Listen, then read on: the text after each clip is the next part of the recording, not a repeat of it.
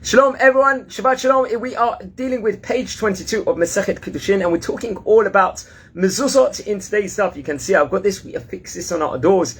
When every house that we own, we should have by the doorpost a mezuza, and except obviously not for an unclean place such a bathroom, such as a toilet or something like that. And I will elaborate more on Mezuzot in a few minutes. So in the Daf today, we've been talking all about a Hebrew servant that we know that a Jewish servant that has been acquired by his master is entitled to be freed in the 7th year.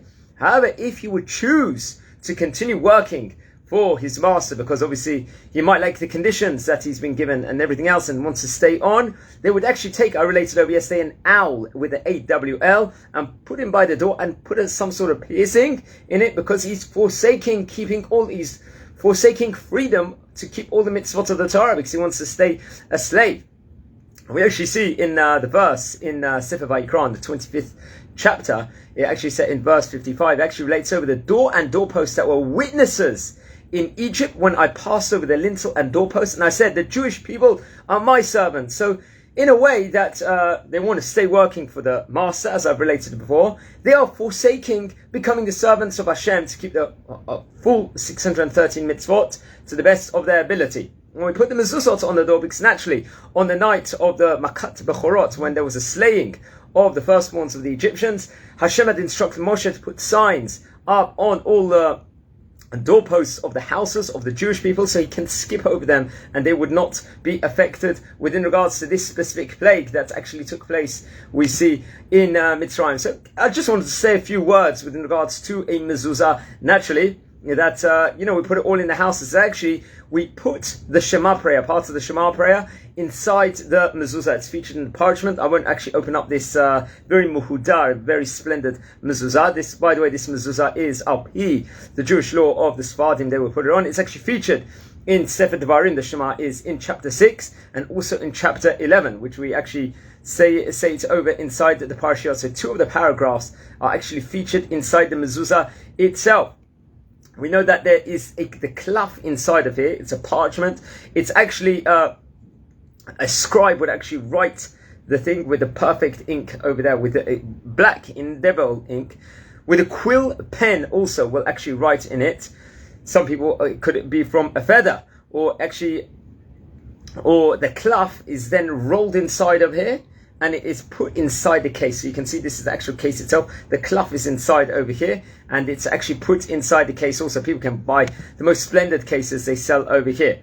So it's actually the word mezuzah only refers to doorposts, naturally, as many of us know. What's interesting is the word mezuzah actually has a root inside it called zuz. What does zuz mean? It means moving, motion. We know that the currency actually back in the Talmudic times was called zuz. I related over in the video yesterday, 400 zuz was in regards to the amount of money that Ephron had given to Abraham. So zuz means moving and everything else. So that's an interesting thing. So naturally, when someone's moving apartment or moving house, they would actually put the mezuzot on side their walls inside the house. So it's very, very interesting.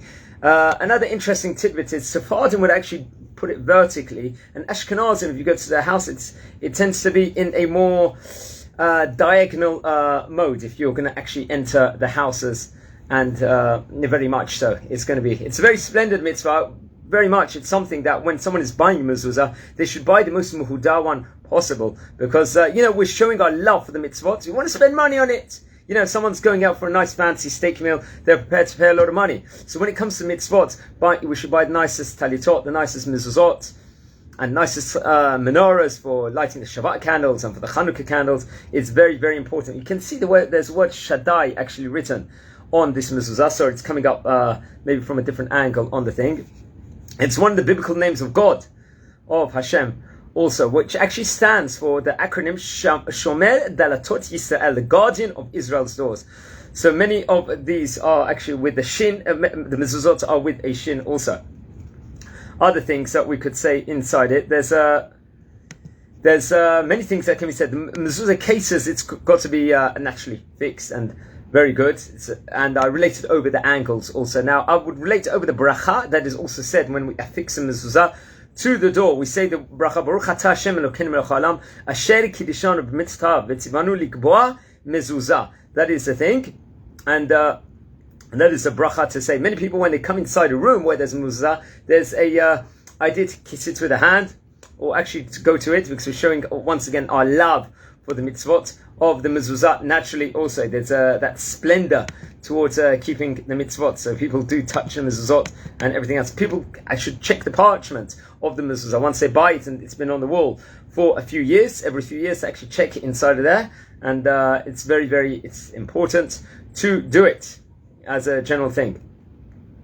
And it's one should all, when they're getting a mezuzah, they should get it from a competent Orthodox rabbinic authority, from a shop that is recognized from the Orthodox Rabbanim, wherever they are situated inside the world also. So many things can be said about the mezuzah. I would search about it more online. Hopefully I'll be able to, maybe at a later stage when I'm doing these videos, I will be able to go to a mezuzah factory. I'd love to do at one stage and actually see, and we can learn exactly how it is actually inscribed, and how they actually make a mezuzah. It would be fantastic to see a scribe and everything else. It's actually featured in the Shulchan Aruch, in Yeridea, in chapters 285 to 219. Also, it's also in the Mishnah Torah. It's also featured in the chapters 5 and 6 with regards to tefillin and mezuzah. We actually see mezuzah actually featured in a few other places. In Masechet Shabbat, in page Lamed Bet, in Masechet Yoma, in Daf Yud Aleph Amud Aleph, and Sefer Menachot, Gemara Menachot, on page Lamed Gimel Amud Aleph, also in the Mishnah.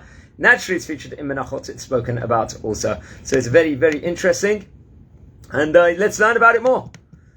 Once again, the name of the sofer, the scribe that actually writes the parchments with the ink, is called a sofer stam.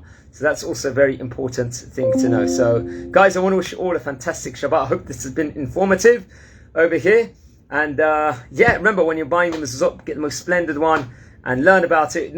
Don't just fix it on the wall. Learn about the laws about it. There's little books which you can purchase in a competent Jewish Judaica store on the mitzvah of mezuzot. So, guys, have a fantastic day, and keep listening to Daf Yomi and to all the previous videos.